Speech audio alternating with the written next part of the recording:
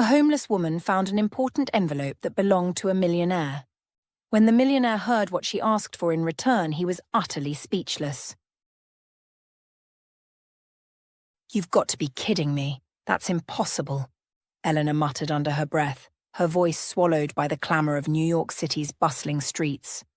Horns blared, vendors shouted, and the thick summer air carried the mingled scents of hot asphalt and pretzel carts. At just 18, she moved with the wiry toughness of someone who'd already wrestled years of survival from the city's unforgiving grip. The sun warmed her skin, a rare kindness as she clutched a heavy manila envelope to her chest like a shield. It crinkled faintly beneath her fingers, worn, stained, but intact. Today felt different. This wasn't just another hustle. This was a lifeline, a chance to rewrite her story. Her sneakers scuffed the pavement as she turned onto a tree-lined street in the Upper East Side, where the noise of the city dulled to a murmur. Ahead loomed James Carter's mansion, a towering fortress of marble and iron, its windows glinting like cold, unblinking eyes. Eleanor's pulse quickened, thudding against her ribs. She adjusted her grip on the envelope, squared her shoulders and marched up the stone steps. Her finger hovered over the polished brass doorbell for a split second before she pressed it with a defiant jab. A deep, resonant chime echoed inside.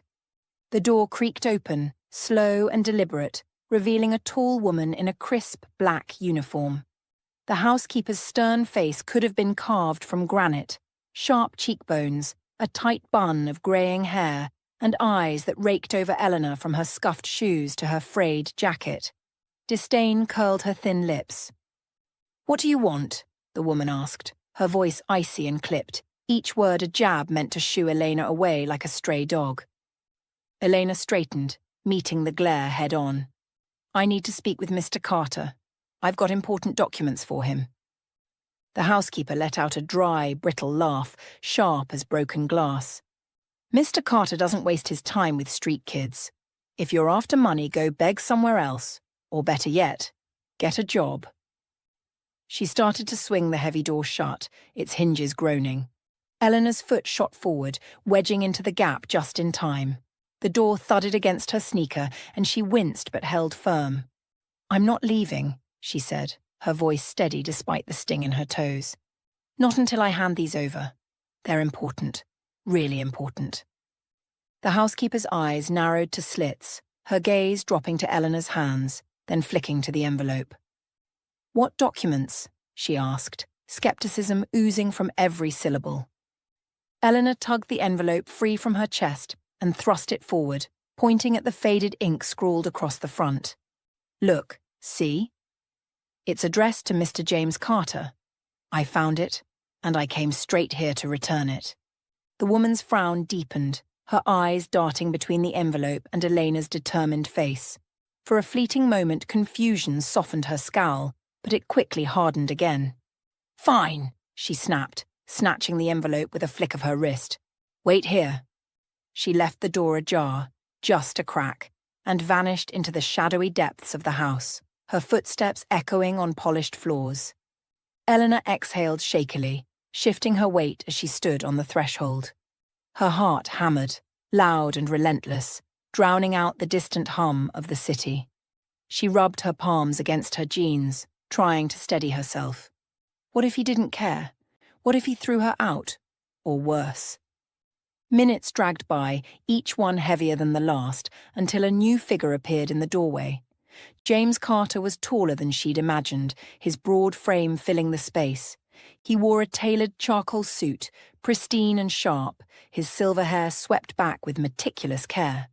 But his face, creased with irritation, told her he wasn't pleased to be dragged from whatever empire he ruled behind those walls.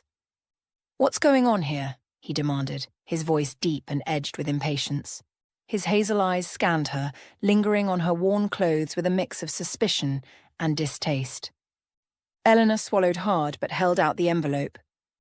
"I found your documents, sir."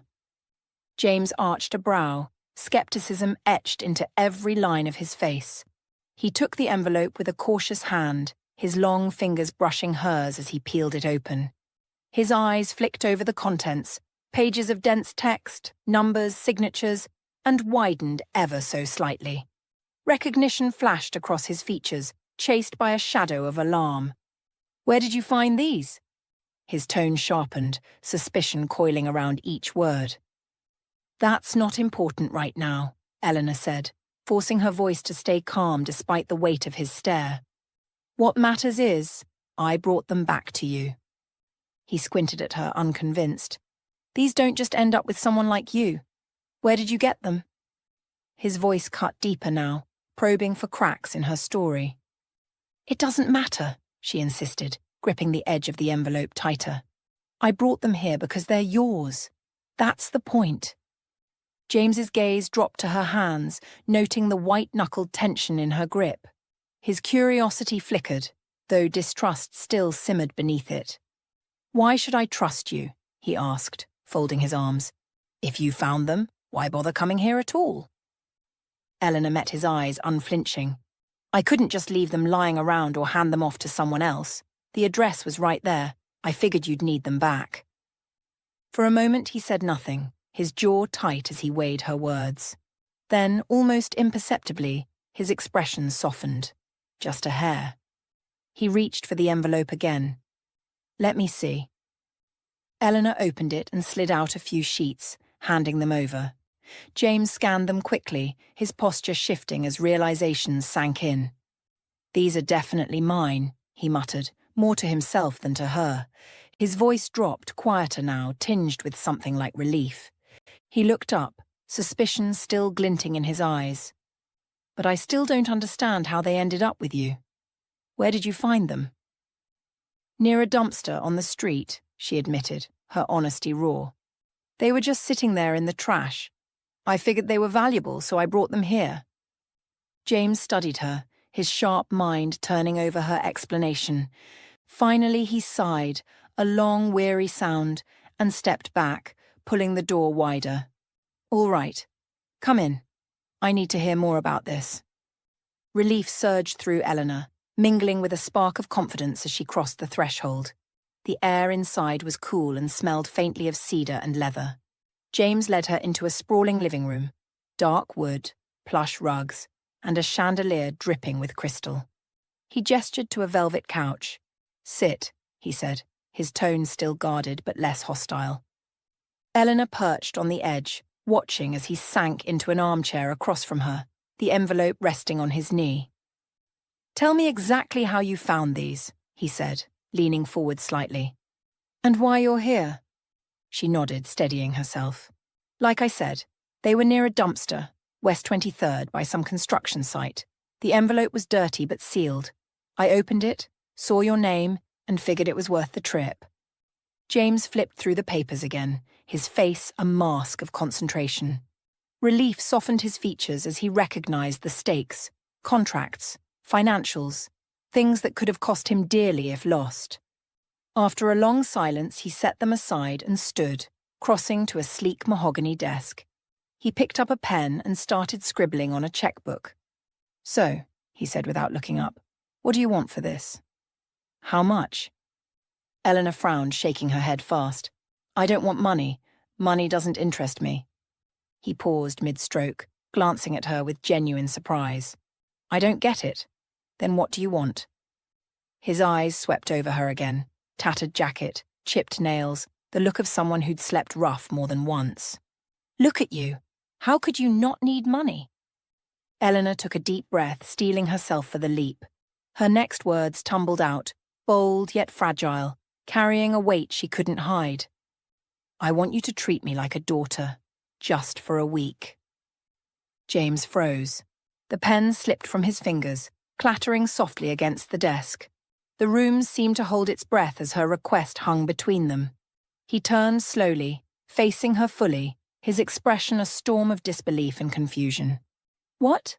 Excuse me?" "I've never had a real family," Elena said, her voice steady but threaded with vulnerability. "I want to know what it's like, to have a father, even if it's just for a week." James leaned back in his armchair, the leather creaking under his weight as he exhaled a long, burdened breath. Eleanor's request looped through his mind like a stubborn riddle he couldn't crack. Cash, a favor, a job. He'd braced himself for something predictable, something he could measure and dismiss. But this? This was a curveball that hit him square in a place he'd locked away years ago. He'd grown up fatherless, a gaping hole where guidance should have been, and her words, raw, unguarded, stirred an echo of that old ache. Still, it didn't add up. Who was this girl, really? "You're asking me to treat you like a daughter. For 1 week?" he said, his voice low and incredulous, as if saying it aloud might make it less absurd. Eleanor nodded, her dark eyes locked on his. "Yes, that's all I want. No money, no handouts. Just a taste of what it's like to have a family, even if it's only for a little while."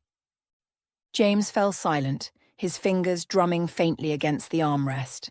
The idea was ludicrous. A street kid in his home? For a week? It clashed with every shred of practicality he'd built his life on. He had deals to close, a reputation to uphold, no room for sentimental detours. And yet, her sincerity gnawed at him, a quiet challenge to his skepticism.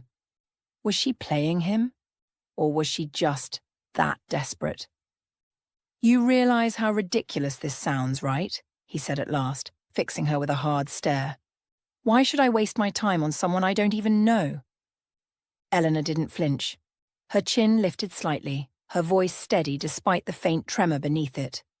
"Because I'm not after your stuff. I don't want your money or your pity. I just want to know what it feels like to belong somewhere, even for a few days." Her words landed like stones in still water, rippling through the quiet room.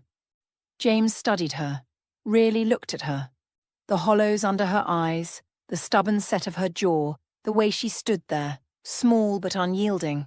Vulnerability radiated from her, but so did a quiet strength, a grit he couldn't ignore. It tugged at something buried deep, a memory of his own hunger for connection long ago. "Why me?" he asked, softer now, curiosity edging out some of his doubt. "Why pick me?" She hesitated, then spoke, her voice gentler but no less firm. "Because you've got what I've always dreamed of. A home, a life, a chance to feel part of something bigger. I know it's weird, but I found your documents and did the right thing bringing them back. Now I'm just asking for this one thing in return, a chance to feel what a family's like, even for a week." Her answer hung there, simple yet heavy, slicing through his defenses. James rubbed a hand over his jaw, wrestling with the clash of logic and instinct. Every fibre of him screamed to send her packing. Too risky, too strange. But those eyes, bright with hope and shadowed by something he recognized, held him fast. Against his better judgment, a decision crystallized. "All right," he said finally, the word escaping with a heavy sigh. "You can stay here for a week, but don't think I trust you yet." Eleanor's face lit up, a flicker of gratitude breaking through her guarded expression. "Thank you, Mr. Carter. You don't know what this means to me." "Just James," he corrected, a faint, reluctant smile tugging at his lips. "Let's say we start tomorrow. You'll stay here in the house. I'll have a room set up." "Thank you, James," she said, her own smile blooming. Small, tentative, but real. He reached for a silver bell on the side table and gave it a sharp ring. The housekeeper reappeared, her stern face unchanged, but her eyes glinting with curiosity. "Get a room ready for Eleanor," James instructed. "She'll be staying with us for a week." The woman's eyebrow arched, a silent question mark, but she pressed her lips into a thin line and nodded. Eleanor followed her down a wide hallway lined with oil paintings and gleaming sconces, her sneakers whispering against the hardwood. Relief tangled with nerves in her chest. What had she just stepped into? James watched them go, the echo of their footsteps fading as he sank deeper into his chair. What the hell was he doing? The housekeeper led Elena to a modest room at the end of the hall. It was small but warm, walls painted a soft cream, a quilted bed piled with pillows, a wardrobe of dark wood, and a window framing a tidy garden bathed in golden dusk. Eleanor paused in the doorway, taking it in. It smelled faintly of lavender, a stark contrast to the sour tang of the streets. "Here's your room," the housekeeper said, her tone crisp and clipped. "If you need anything, knock on the kitchen door." "Thank you," Eleanor murmured, her voice barely above a whisper, uncertainty creeping in. The woman turned to leave but stopped, one hand on the doorframe. "And remember, you're only here for a week. Don't get too comfortable." Her words landed like a warning shot before she strode off, leaving Elena alone. Elena eased onto the bed, the mattress sinking softly beneath her. She ran her fingers over the quilt, its stitches smooth and unfamiliar. This was a dream, a fragile, borrowed one. For the first time in years, the knot of fear in her chest loosened, replaced by a cautious sense of safety. Later that evening, James sat in the living room, a tumbler of scotch cradled in his hand. The amber liquid caught the firelight as he swirled it, lost in thought. Eleanor's request gnawed at him. Noble or naive, he couldn't decide. The front door swung open and Natalie breezed in, her arms laden with glossy shopping bags from Fifth Avenue boutiques. Her auburn hair was swept into a loose bun, and her tailored coat screamed quiet wealth. She hummed faintly, pleased with her haul, until her eyes landed on James. His furrowed brow stopped her cold. "James, what's wrong?" she asked, setting the bags down with a rustle. She crossed the room, her heels clicking, and perched on the arm of the couch beside him. "You look like someone died." He took a deep breath, gesturing to the cushion next to him. "We need to talk, Natalie. Something unexpected happened today." A chill prickled her spine, but she slid onto the seat, watching him closely. "What happened?" "A girl named Elena showed up," he began, his voice measured. "She found some documents I lost 3 days ago, the ones I told you about, the contracts. But instead of asking for a reward, she made an unusual request." Natalie's brow creased, suspicion flickering in her green eyes. "What kind of request?" "She asked me to treat her like a daughter for a week," James said, bracing for the storm. Natalie's jaw dropped, her eyes widening in stunned silence. Then, like a dam breaking, she erupted. "And what? You agreed?" "Yeah, I did," he replied, keeping his tone even despite the heat rising in her gaze. She shot to her feet, hands flying to her hips. "You're a grown man, James, and you just let some random girl into our house?" Her voice quaked with outrage, disbelief etched into every line of her face.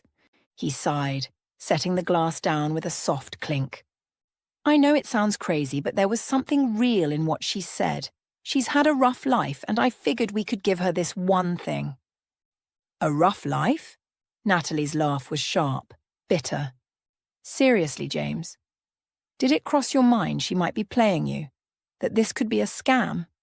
How old is she?" 20, he said calmly. 20? She clutched her head, pacing now, her voice climbing. "You let a 20-year-old homeless girl stay here? She's young, probably desperate, and you think this is fine? Have you lost your damn mind? Do you have any idea how this looks?" "Natalie, I've thought it through," he said, meeting her glare. "It's just a week. She doesn't want money or anything else, just to feel what it's like to have a family." "Feel like part of a family?" She whirled on him, her eyes blazing. "James, listen to yourself. This is a con. She saw a rich guy and spun a sob story to worm her way in, and you swallowed it whole like some wide-eyed kid." James sat back, arms crossed, as Natalie's words ricocheted around the room. He let her storm run its course, her voice rising like a tide before stepping in. When he spoke, his tone was steady, a quiet anchor against her fury. "Natalie, I get it. It's hard for you to swallow, but you haven't even met her. She didn't ask for cash or a handout. What she wants is simple, and I think it's honest. My gut tells me to give her a shot." "Your gut, James?" Natalie's eyes flashed, her hands balling into fists. "You don't know how people like her work. She'll worm her way in, win you over, and then start pulling strings. You're blind to it." He sighed, reaching for her hand, his touch gentle but firm. "Natalie, take a breath. I've got this handled. She's here for a week, 7 days. If anything feels off, we'll talk it out. but I can't just toss out someone who showed up with good intentions and brought back something I might have lost forever. Natalie yanked her hand back, her anger simmering down to a reluctant simmer. She exhaled sharply, shaking her head. Fine. Her voice was tight, begrudging. But I don't like it. Not one damn bit. I'll be watching her. And if I spot anything fishy, you're hearing it first. Fair enough, James said, offering a small, calming smile. Just give her a chance. She huffed, turning on her heel. We'll see what you're saying in a week, she tossed over her shoulder as she stalked out, the door clicking shut behind her. James rubbed his temples, the weight of her doubt pressing against his resolve. Convincing Natalie would be an uphill climb, but he'd made his call, and he wasn't backing off it. Later that evening, the dining room hummed with an uneasy quiet. Crystal glasses gleamed under the chandelier's soft glow, and the air carried the warm scent of roasted chicken and rosemary. Eleanor slipped downstairs, her steps light and hesitant, her worn hoodie stark against the polished elegance. James and Natalie sat at the table already mid-meal. Natalie's gaze snapped to Eleanor, sharp as a hawk's, raking over her from head to toe. Eleanor, this is my wife, Natalie, James said, his voice deliberately bright, cutting through the tension. Nice to meet you, Elena ventured, aiming for steady but betrayed by a faint quiver. She offered a small nod, her hands twisting together. Natalie's lips curved into a tight, brittle smile, her eyes guarded as steel. Nice to meet you, Elena. James filled me in on your request. I hope you get how unusual this is for us. Her tone was cool, clipped, an invitation laced with a warning. Eleanor caught the edge in her voice and dropped her gaze to the tablecloth. Yes, I understand, Mrs. Carter. I'm so grateful you're letting me stay. Natalie's frown deepened, her fork pausing mid-air. You know, requests like this don't usually come without strings. People don't just knock on strangers' doors for no reason. Are you sure you've told James everything? Eleanor's face paled, her fingers tightening on the edge of her chair. James stepped in before she could falter. Natalie, that's enough, he said, his voice firming with a hint of reproach. Eleanor's here because I said yes. I believe she's telling the truth. But Natalie wasn't done. She leaned forward, her eyes narrowing. James, you're too naive. You've let a 20-year-old with no family, no home, into our house. Do you know how many sob stories like this end in disaster? She swiveled to Eleanor. Why us? What do you really want? Elena lifted her chin, meeting Natalie's stare despite the tremor in her voice. I just want to feel what it's like to have a family. That's it. I promise I won't be any trouble. Natalie smirked, a dry, cutting sound escaping her. Family. What a sweet word. Except we don't usually adopt random strangers off the street. Aren't you worried people might misread your intentions? That's too far, Natalie, James cut in, his tone sharpening as he shot her a look. Give her a chance. Natalie clamped her mouth shut, irritation simmering in her tightened jaw.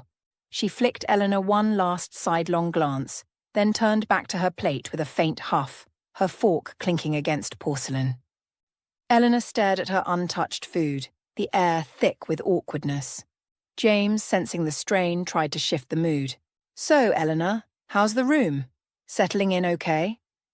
She nodded faintly, grateful for the lifeline. It's amazing. Thank you. Natalie, after a beat of silence, decided to test the waters again, her voice softening just a touch. All right, let's say I buy this for now. Tell me about yourself. How'd you end up in this situation? Eleanor took a slow breath, steadying herself. I grew up on the streets, lost my mom when I was 5. She was all I had. Never knew my dad.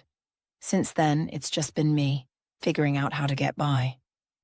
Her voice cracked faintly, emotions seeping through the cracks.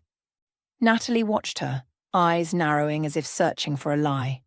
James, though, felt a pang of sympathy deepen with every word.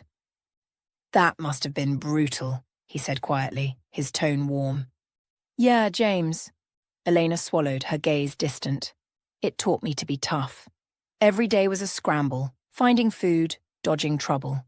When I found your documents, I saw your name, and knew they mattered. I just wanted to do something right for once. Her sincerity gleamed in her eyes, unguarded and raw. Natalie tilted her head, still probing. And what do you hope to get out of this week? I want to know what it's like to have a family, Eleanor said, her voice soft but steady. Even just for a little while. I've never had that, but I've always wanted it. The words carried a quiet ache, a longing that hung in the air. Natalie's skepticism wavered, her expression softening despite herself. She didn't see the point of this mess, but Eleanor's vulnerability nudged at her, just enough to keep her from pushing harder. Okay, Elena, she said at last, a trace of reluctant understanding in her tone. This week's a trial run for all of us. Let's hope we get something out of it. Thank you, Mrs. Carter, Elena replied, a faint smile breaking through. I'll do my best not to let you down. Dinner eased into lighter talk, weather, food, small nothings, but Eleanor's presence shifted the room's gravity. The week kicked off on shaky ground, but something was starting to bud. The next morning, Eleanor woke to sunlight spilling through the curtains, her stomach knotted with nerves. She didn't know what the day held or how much more friction she'd spark with Natalie. Downstairs, James was already at the breakfast table, a mug of coffee steaming in his hand. He glanced up with a reassuring nod. Morning, Elena. Thought about what you'd like to do today, he asked, his voice easy, aiming to smooth her edges. She fidgeted with her napkin, her curiosity peeking through her jitters.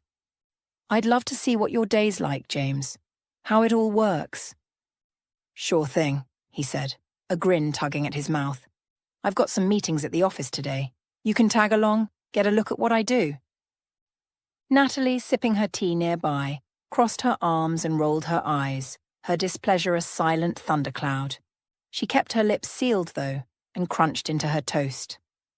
After breakfast, James led Elena to his home office, a sleek space of dark wooden glass, shelves lined with leather-bound books, a wide desk stacked with files. This is where I run the show, he said, gesturing around. I manage my companies, take calls, hold meetings, ask anything you want. Eleanor's eyes widened, taking in the crisp order of it all. Thanks, James. I've never seen anything like this. It's like stepping into another world.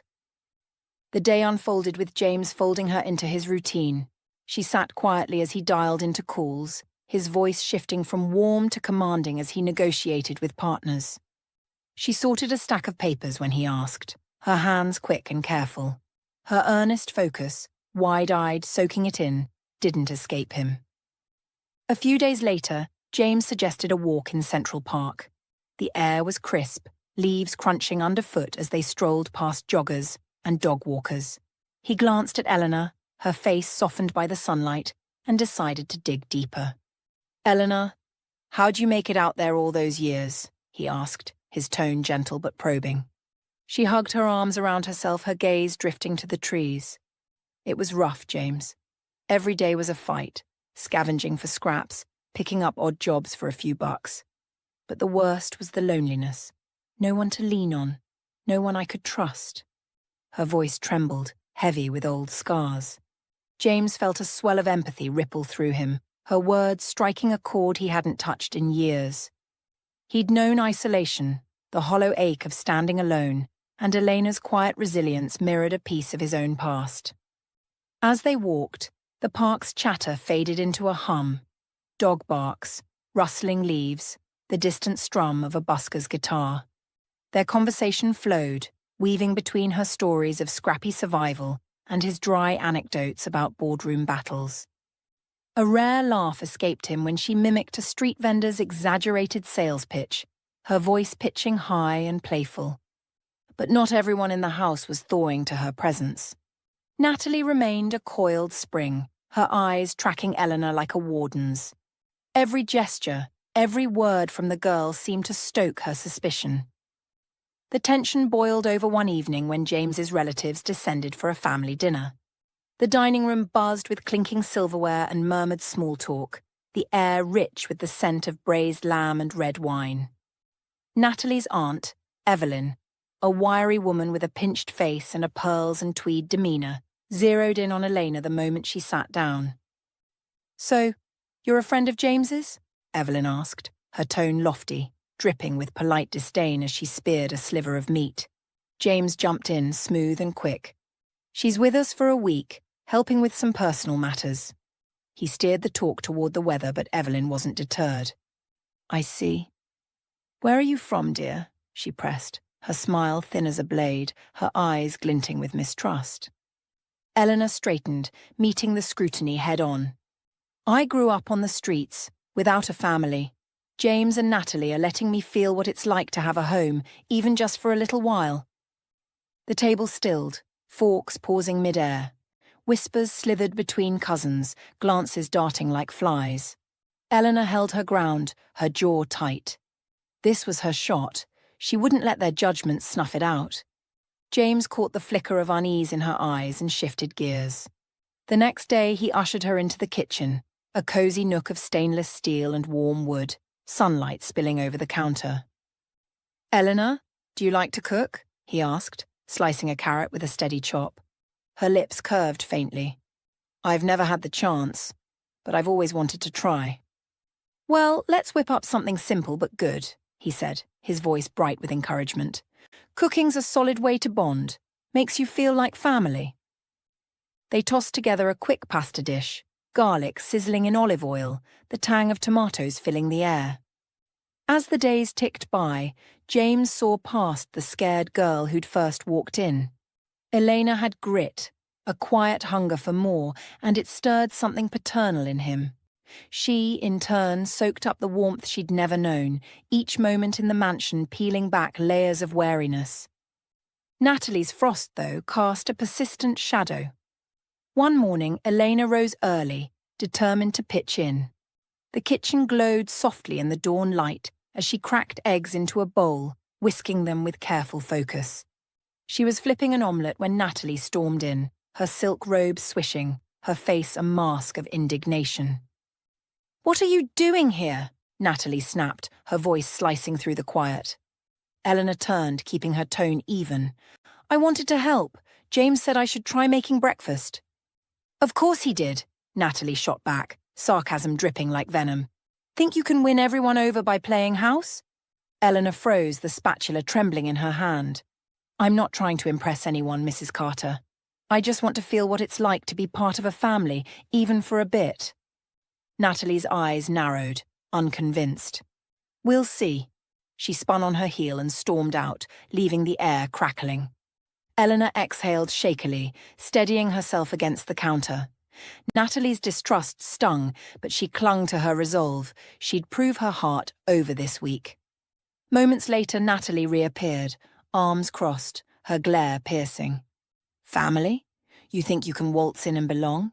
Don't be naive. Tears pricked Elena's eyes, but she held them back. I know it's hard to believe, but I'm not here to trick anyone. I just wanted this, even for a second. Natalie snorted, stepping closer. I see through you. You're spinning a sob story to hook James, and he's eating it up. That's not true! Eleanor's voice spiked, a rare flare of anger breaking through. All I asked for was a taste of family, nothing else. The words hung taut and electric until Natalie closed the gap, her face inches from Eleanor's. I don't believe you, she hissed, her whisper laced with venom. And I'll make sure James sees the real you. She turned and vanished, leaving Eleanor reeling. Her hands shook as she gripped the counter, but she squared her shoulders. James's promise was her lifeline. She wouldn't let it slip away. Later that day, James found her in the garden, perched on a wrought-iron bench, staring blankly at the rose bushes. Her face was shadowed, eyes glistening. He sank beside her, concern creasing his brow.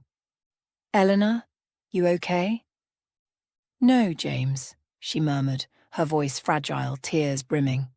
Your wife thinks I'm here to con you. She doesn't trust me. He sighed, raking a hand through his silver hair. I knew this wouldn't sit easy with her, but I didn't think it'd get this bad. I'll talk to Natalie. This can't keep dragging on. Thanks, James, but I don't want to drive a wedge between you two, she said, her tone heavy with guilt. I just wanted some peace, a glimpse of family. He rested a hand on her shoulder, steady and warm. I get it, Elena. And I'll make sure you feel that. We'll sort this out. I promise. That evening, dinner crackled with tension. Natalie's judgmental stares cut across the table, her fork tapping restlessly against her plate. James finally snapped, his patience fraying. "Natalie, we need to hash this out," he said, his voice taut, commanding attention. "Hash out what? How this girl's got you fooled?" she fired back, arms crossing defiantly. "Elena's not playing us," he said, locking eyes with her. "She just wants to know what a family feels like. Try to see it her way." "See it her way?" Natalie's voice climbed, incredulous.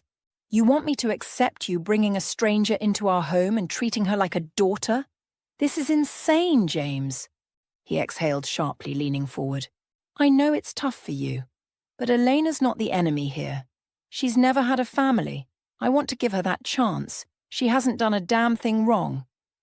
Natalie's gaze flicked to Eleanor, who sat silent, shoulders hunched under the weight of the scrutiny. "You want to help her? Fine," she said icily, shoving her chair back. "But don't expect me to play along." She stormed off, leaving a chill in her wake. Eleanor stared at the floor, blinking back tears. James turned to her, his eyes soft with compassion. "It'll be okay, Elena. I've got you," he said, his voice a lifeline in the storm. The night settled heavy over the house. Natalie barricaded herself in the bedroom, the lock clicking shut like a gunshot. Eleanor lay awake in her room, the plush bed feeling foreign beneath her. Doubt gnawed. Was staying worth it? But James's promise flickered like a candle, keeping her there. By morning the air was thick with unspoken words. James, bleary-eyed but determined, decided to shift the tide. He invited Eleanor to breakfast in the garden to take her mind off things. "Morning, Elena," James said, his voice warm as she edged toward the garden table, her steps tentative. The air carried the scent of dew and freshly cut grass, the sun just cresting the trees. "Morning, James," she replied, mustering a faint smile. Worry lingered in her eyes, shadows of the previous night's tension. "I was thinking we'd hit the city today," he offered, setting down his coffee.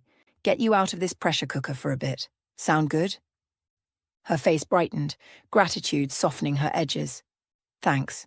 That'd be really nice." Natalie swept into the garden then, her silk scarf fluttering like a warning flag. Her lips tightened at the sight of them, but she bit back whatever simmered beneath, giving James a curt nod. "Natalie, want to come along?" he asked, his tone light, testing the waters. "No thanks," she clipped, her voice sharp as a snapped twig. "I've got my own plans." She turned and strode off, her heels clicking against the stone path. James sighed, a flicker of frustration crossing his face, but he shook it off. Today was for Eleanor, a memory worth making. They headed into the city, the hum of traffic and distant sirens wrapping around them.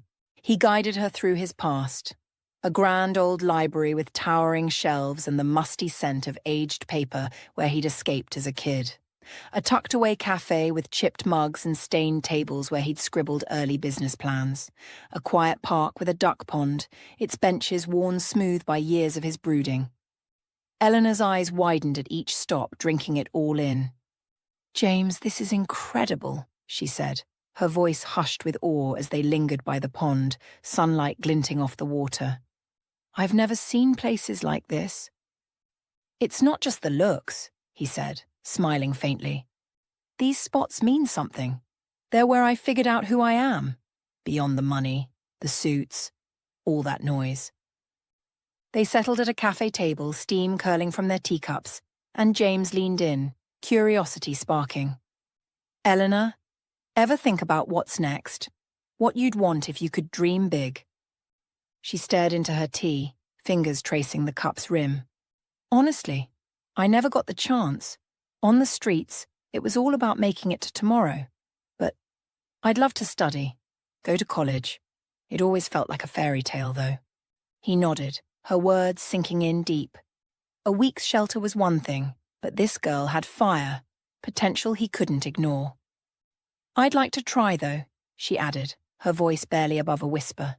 His gaze softened, resolve hardening. "Then we'll make it happen." I'll help you. You've got something real, Elena, and I'm not letting it slip away. Her eyes shimmered with unshed tears, gratitude choking her words. Thank you, James. This is more than I... She broke off, swallowing hard. Back at the mansion, Eleanor glowed with quiet joy, and James felt the weight of doing something that mattered. But Natalie's presence loomed like a storm cloud. As they stepped inside, she caught them in the foyer, arms crossed, her glare slicing through the warmth. Looks like you two had a blast, she said, her sarcasm sharp enough to draw blood. Natalie, it meant something to her, James replied, keeping his tone even, sidestepping a fight. Of course, for her! Her voice flared, eyes blazing. I'll do what I think's right, he said, meeting her stare head-on. Elena deserves a shot. Natalie huffed, a bitter laugh escaping as she stormed off, heels echoing down the hall. Elena's shoulders sagged, guilt creeping in. James, maybe I should leave, she murmured, her voice small. I don't want to wreck your family. He turned to her, his expression firm. No, Elena, you're not wrecking anything. You're showing me what counts. I want you to stay. She nodded, but worry still gnawed at her, a quiet ache in her chest. That night, sleep eluded James. He paced the dim bedroom, moonlight slanting through the blinds, his mind a tangle of Natalie's hostility and Eleanor's fragile hope. Letting her in had lit something in him, but it was cracking the fault lines in his marriage wider. By morning, resolve settled in. He couldn't let this fester. After breakfast, he pulled Natalie into his office, the air thick with unspoken stakes. Natalie, this has to stop, he said, his voice steady but edged. Elena's not here to hurt us. If you can't handle her even for a few days, maybe we need to face what's really breaking us. Her face hardened, a mask of ice over a swirl of hurt. Are you choosing this girl over your wife? She asked, her words slow, deliberate. I'm not picking sides, he shot back. I'm doing what's right. But maybe you're onto something. Our problems started way before she showed up. Silence stretched, taut and heavy. Natalie stared at him, then turned and left without a word, the door clicking shut like a gavel. James sank into his chair, exhaustion seeping into his bones. Later, after a grueling meeting downtown, he dragged himself home, the clock ticking past midnight. The house was still, shadows pooling in the corners. A faint glow spilled from the living room. Natalie sat on the couch flipping through a glossy magazine, her posture rigid. She flicked her eyes up at him, then back down, the silence louder than any argument. James trudged to his office, fatigue weighing his steps. He nudged the door open and froze. The box on his desk sat ajar, papers slightly askew. Heart thudding, he crossed the room and peered inside. His ring, gold, engraved, a quiet heirloom, was gone. He never locked it up, never had to. Trust had always been a given here. He bolted downstairs, finding Natalie still on the couch. Natalie, did you take my ring from the office? He asked, keeping his voice level despite the rising alarm. She looked up, her brow furrowing. Number Y, are your things missing too? I thought I'd just misplaced my necklace. Her tone shifted, concern cutting through her frost. 2? He frowned, unease tightening his chest. This isn't a coincidence. I know I left that ring in the box. Her eyes flashed, accusation igniting. I think I know who it was. Your precious Eleanor. James recoiled, shock warring with disbelief. You think it's her? Who else? Natalie exploded, leaping to her feet, magazine tumbling to the floor. No one's been in and out but her. Stuff goes missing the week she's here, and you're surprised? I told you this was a mistake, but you wouldn't listen. He clutched his head, palms pressing against his temples. Elena, a thief? It didn't fit. The girl who'd walked miles to return his papers, who'd bared her soul over tea. But the timing gnawed at him, doubt creeping in like a fog. He needed answers. He raced to her room, knuckles rapping hard on the door. Elena, are you there? His voice trembled, urgency bleeding through. Silence. He knocked again. No response. Dread pooling, he turned the knob and pushed inside. The room was empty. The bed sat pristine, untouched, her meagre belongings gone. The window framed a dark, empty garden, and the air felt hollow, abandoned. James stood rooted in Eleanor's empty room, his breath catching as his mind spun. He rifled through the space, under the bed, in the wardrobe, searching for anything to prove her innocence, but found only dust and silence. She just ran off. How could I be so blind? He muttered, the words bitter on his tongue. He trudged back to the living room, slumping into an armchair, his face carved with regret. Natalie looked up from her perch on the couch, her magazine forgotten, eyes glinting with vindication. "You were right," he said, his voice low, hollow. "I was wrong. She played us." "Of course I was right," Natalie snapped, her tone slicing through the air. "You always think you can save everyone, James.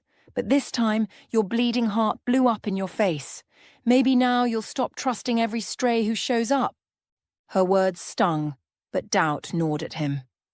Elena's quiet sincerity, her raw longing for family, it didn't square with this. He couldn't let it go. By morning, resolve hardened in his chest. He grabbed his keys and hit the city streets, tires humming against pavement as he scoured shelters, asked gruff passers-by, scanned alleys. Hours bled by with no sign, until he spotted her in the park, hunched on a bench, clutching a frayed backpack like a lifeline. He stormed over, anger and hurt boiling over. "How could you?" he shouted, his voice cracking the crisp air. "I opened my home, gave you everything, and you repay me by stealing and bolting." Eleanor shot to her feet, eyes wide with shock. "What? What are you talking about?" "Don't act clueless," he fired back, fists clenched. "My ring, Natalie's jewelry, gone, and you vanished the same night." Tears brimmed in her eyes as she shook her head fiercely. "That's not true. I didn't take anything." "Then why'd you leave?" His voice wavered, caught between fury and hope. "Natalie kicked me out," she cried, desperation spilling over. "She said I didn't belong, told me to get out while you were gone. I don't know what happened to your stuff, I swear." James froze, the words slamming into him. "Natalie kicked you out?" "Yes," she said, her face crumpling with anguish. "She wouldn't let me explain. I had to go."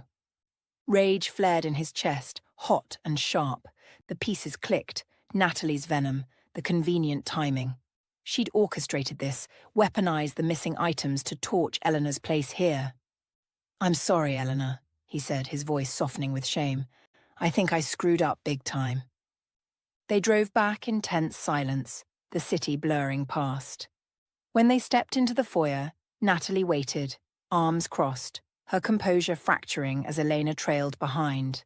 Her face drained of colour, eyes darting with a mix of shock and dread. She'd been caught. "Natalie, we're talking. Now," James said, his tone frigid as he gestured Eleanor inside. "James, I can explain," she stammered, but he cut her off with a raised hand. "Explain?" His voice trembled with barely contained fury. "You threw her out while I was gone and pinned a theft on her. Do you have any idea how low that is?" "I thought she stole," Natalie shot back, her voice climbing in frantic defense. "The stuff was gone. I was protecting us." "Protecting?" He stepped closer, eyes blazing. "You lied to me. You kicked her out and spun this story to ditch her. You preyed on my trust, Natalie. How could you?" "She's a stranger," Natalie shouted, her voice cracking. "We don't know her. I didn't want some outsider in our house." "Eleanor's done nothing wrong," he said, his tone dropping to a steely calm. "She's honest. She deserves help. You're the one who betrayed me. I can't forgive that." Natalie stared, stunned, her breath hitching. "You're kicking me out? Over her?" "Yes," he said, his gaze unwavering. "You showed me who you are. Pack your bags and go." For a moment she stood frozen, then whirled and stormed upstairs, her footsteps pounding with fury and humiliation. James exhaled, the weight of his decision settling in. Eleanor shifted nearby, her voice small. "James, I don't want to wreck your life. Maybe I should leave." He turned, his expression softening. "No, Elena, this isn't on you. I promised you a week, and I'm keeping it. This house is yours too, as long as you need it." A warm smile broke through his exhaustion. Natalie was gone within the hour, her car peeling out of the drive. Relief washed over James, tinged with sorrow for a marriage undone. But clarity followed. He'd chosen right. Over dinner that night, he leaned across the table, his voice steady. "Elena, I'd like you to work here. Odd jobs around the house, something to keep you on your feet. And I'll help with school. You can study while you're at it." Her eyes widened, disbelief shimmering through. "You'd pay for my schooling?" "Damn right," he said, grinning. "You've got potential. I want you to chase it. You deserve that shot." Tears welled up, her voice trembling with gratitude. "Thank you, James. I never thought anyone would believe in me like this." "You've earned it," he said, his smile deepening. "And drop the mister, just James." Months had slipped by since the storm of Natalie's departure, each day stitching a new thread into the fabric of James Carter's life. The mansion, once a fortress of polished marble and unspoken tensions, had softened into something warmer, more lived in. Eleanor had settled into its rhythm, her presence a quiet hum beneath the grand chandeliers and gleaming hardwood. She'd enrolled in night classes at a local community college, her mind, sharpened by years of survival, proving quick and ravenous. Algebra, literature, history, she devoured them all, her notebooks filling with neat, determined scrawl. James watched her progress with a swelling pride he hadn't known he could feel, a fatherly glow that lit the corners of his once guarded heart. Their bond had grown steadily, unspoken but solid, like roots threading through soil. To James, Eleanor was no longer just the scrappy girl who'd stumbled into his life with a battered envelope. She was fierce, bright, a daughter in spirit if not in blood. For Eleanor, James was the rock she'd never had, a mentor whose steady hand pulled her from the chaos of the streets into something stable, something real. The mansion's vast rooms, once cold and echoing, now carried traces of her. Textbooks on the coffee table, a mug left by the sink, the faint echo of her laughter when James cracked a rare, dry joke. One late summer evening, they found themselves in the garden, a sanctuary of green tucked behind the house. The air hung soft with twilight, thick with the scent of blooming jasmine and freshly turned earth. Crickets stitched the dusk with their rhythmic hum, a chorus that wrapped the moment in peace. James sat on a wrought-iron bench, his silver hair catching the last glimmers of sunlight, a glass of iced tea sweating in his hand. Eleanor perched beside him, her sneakers scuffing the gravel, a worn paperback resting on her lap. To Kill a Mockingbird, her latest conquest from class. He glanced at her, a contented smile tugging at his lips, softening the lines etched by years of hard choices. "You know, Elena," he said, his voice low and warm, "you've changed my life. I was drifting after everything fell apart. Natalie, the mess of it all. I'd lost my compass. But you brought purpose back." Her eyes flicked up to meet his, glinting with a warmth that mirrored the fading sky. A smile broke across her face, small but radiant, cutting through the shadows of her past. "And you gave me a home, a family I only ever dreamed of," she replied, her voice steady despite the emotion threading through it. "Thank you for everything, James." In that stillness, they both felt it. A shift, a quiet truth settling between them. Their lives had reshaped, entwined in ways neither had foreseen that first tense day at his door. James had gained not just a friend, but a daughter in spirit, a fierce soul who'd rekindled a part of him he'd thought long extinguished. Elena had found the belonging she'd chased through years of cold nights and empty streets, a tether to something bigger than survival. The garden stretched around them, alive with rustling leaves and the distant chirp of a cardinal, a living testament to what they'd built from the wreckage. James leaned back, the bench creaking faintly under his weight, and took a slow sip of tea. His mind wandered to the months past, the jagged path that had led here. Natalie's exit had left a scar, her betrayal a bitter pill he'd swallowed hard. The memory of that night still stung. The missing ring, her venomous accusations, the hollow silence of Eleanor's empty room. He'd stood in that office, hands trembling, wrestling with doubt until the truth crashed over him like a wave. Natalie hadn't just pushed Elena out, she'd staged it, twisted his trust into a weapon. The realization had gutted him, but it had also cleared the fog. He'd made his choice, and though it cost him a marriage, it had gained him something truer. He glanced at Eleanor again, her head bent over the book, a pencil tucked behind her ear. She'd bounced back from that night with a resilience that humbled him. The job he'd offered, light tasks around the house, organizing files, tending the garden, had given her a foothold, a way to stand tall while she chased her education.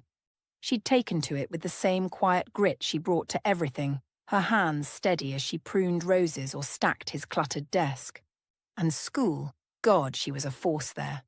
Her professors had started emailing him, unprompted, raving about her sharp questions, her relentless drive. One had called her a diamond in the rough, and James couldn't argue. "Elena," he said after a stretch of silence, setting his glass on the bench arm, "how's that book treating you?" She looked up, a spark of excitement in her eyes. "It's incredible. Scout's so brave, and Atticus, he's like you know, standing up for what's right, even when it's hard."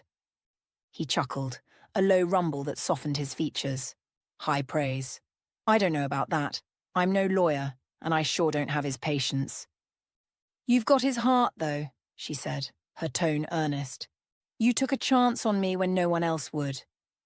The words landed gently, stirring something deep in his chest. He cleared his throat, brushing off the sentiment with a wave. "Well, someone had to. Couldn't let all that potential go to waste." She grinned, tucking a strand of dark hair behind her ear, and they lapsed into a comfortable quiet. The sky deepened to indigo, stars pricking through the haze, and James let his mind drift.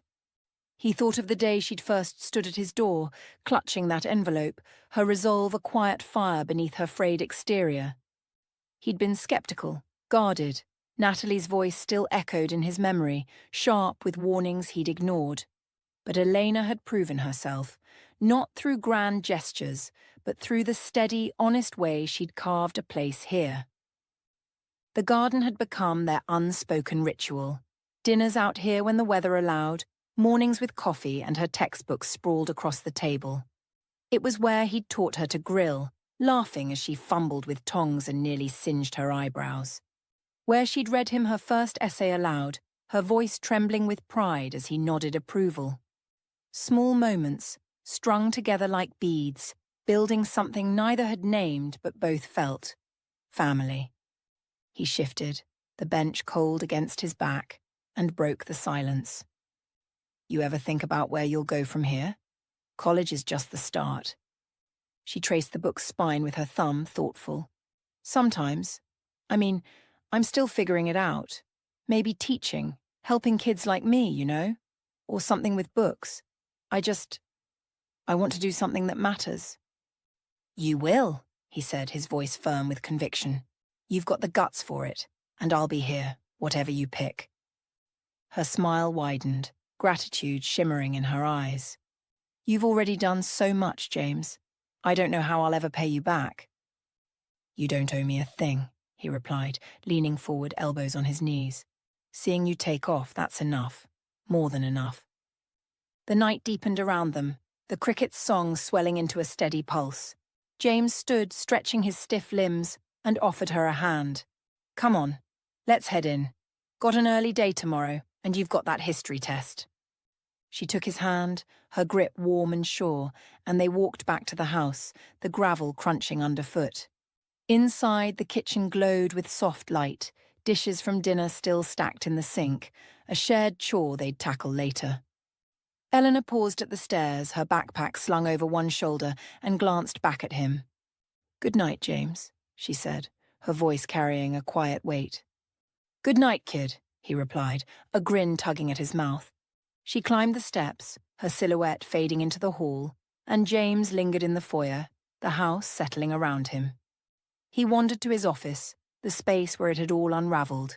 Natalie's accusations, the missing ring, the fracture of trust. Now it felt reclaimed, a haven of order with Eleanor's neat stacks of files lining the desk. He sank into his chair, the leather creaking, and let out a long breath. Life had shifted beneath his feet these past months. Natalie's absence left a void, but it was one he'd filled with something stronger. He'd lost a wife, yes, but gained a purpose. A daughter in all but name. Eleanor had brought chaos at first, a whirlwind of doubt and upheaval, but she'd also brought clarity. She'd shown him what mattered. Not the wealth, not the mansion, but the quiet, messy beauty of connection. The next morning dawned crisp and golden, sunlight spilling through the garden windows. James was up early, brewing coffee, when Eleanor bounded downstairs, her hair still damp from a shower, radiating nervous energy. "Test day," she announced, grabbing a mug. "Wish me luck." "You don't need luck," he said, sliding a plate of toast her way. "You've got this." She grinned, wolfing down breakfast before darting out the door, her backpack bouncing. James watched her go, a quiet pride settling in his chest. Hours later, she burst back in, her face alight with triumph. "Aced it," she called, waving a graded paper, 92% scrawled in red ink. "Told you," he said, clapping her on the shoulder. "Celebration dinner tonight. Your pick." "Pizza," she declared, and he laughed, nodding. That evening, they sat in the garden again, a pizza box between them, grease staining their fingers as they traded stories. The air was cooler now, autumn creeping in, but the warmth between them held firm. James watched her animated retelling of her professor's shock at her essay, and a thought crystallized. This was home. Not the house, not the wealth, but this. Her laughter, her fire, the life they'd forged from ashes. As the stars emerged, pinning the sky with light, James leaned back, content. "You know," he said, his voice soft, "I thought I'd lost everything when this started. But I was wrong. I found something better." Eleanor looked at him, her eyes reflecting the constellations. "Me too," she said simply. "A family." In that moment, surrounded by the garden's quiet embrace, they knew their lives had changed forever. James had found not just a friend, but a daughter, a fierce, bright soul who'd rekindled his purpose. Elena had found the belonging she'd chased her whole life, a home not just in walls but in the steady presence beside her. The crickets sang on, the night stretching wide and endless, and they sat there, tethered by a bond neither had expected, but both would fight to keep.